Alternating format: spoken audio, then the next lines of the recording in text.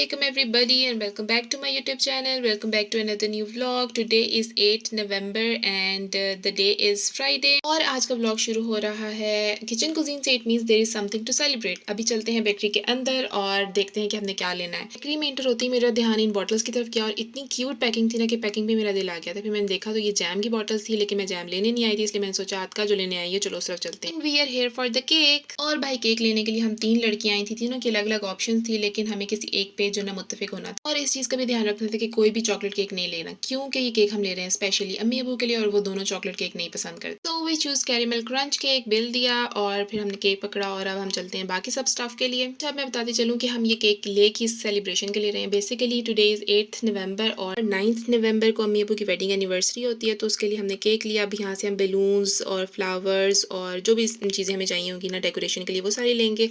हम ना ऑलमोस्ट हर बार अम्मी अबू की वेडिंग एनिवर्सरी पे कुछ ना कुछ करते हैं. मदर्स डे, फादर्स डे, मतलब जो भी मौका मिलता है ना उनको खुश करने का, उनके लिए कुछ स्पेशल करने का वो ज़रूर करते हैं. हर दिन ही स्पेशल होता है लेकिन कुछ दिन बहुत ज़्यादा ख़ास होते हैं उनके लिए भी. और मतलब हम स्पेशली ज़्यादा एक्सप्रेसिव हो सकते हैं ऐसे मौक़ों पर. मुझे लगता है कि हमें सेलिब्रेट करना भी चाहिए. This is my point of view. आप लोगों का पॉइंट ऑफ व्यू कुछ और भी हो सकता है.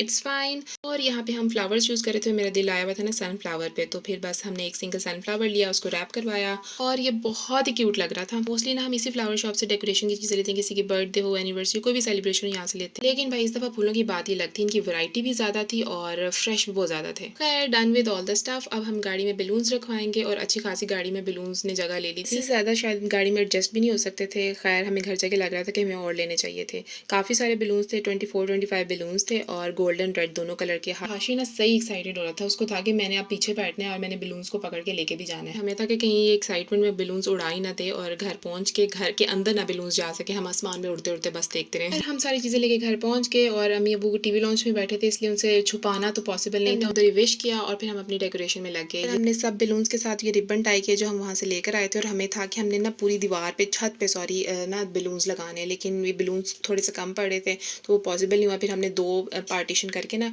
आधे आधे हाफ हाफ करके दोनों बेड की साइड्स पे लगा दिए, रख दिए, एडजस्ट कर दिए और ये ना थोड़ी सी फेरी लाइट्स लगाई, फ्लावर रखा, केक रखा, चाय रखी और बड़ा प्यारा कूजी सा कमरा बना दिया. इस दफ़ा हमारा प्लान था कि उनका रूम डेकोर करेंगे, वरना ज़्यादातर ना हम टीवी लॉन्च में सारी सेटिंग वगैरह करते हैं या कहीं बाहर चले जाते हैं. मुझे तो बहुत क्यूट लग रहा था. आप लोगों ने मुझे बताना कि आप लोगों को कैसे लग रहा है. और माशाल्लाह जी 34 ईयर्स हो गए हैं इस सफ़र. और जी हमारी दुआ है कि अल्लाह ताला सबको ढेर खुशियाँ दे और हमें एक दूसरों की खुशियों में खुश होने की भी जो ना तौफीक दे, हौसला दे, हिम्मत दे. यहाँ पर हम जी केक कटिंग करने लगे और बहुत ही बुरा हुआ था. थोड़ी सी जो बेडशीट है वो जल गई थी.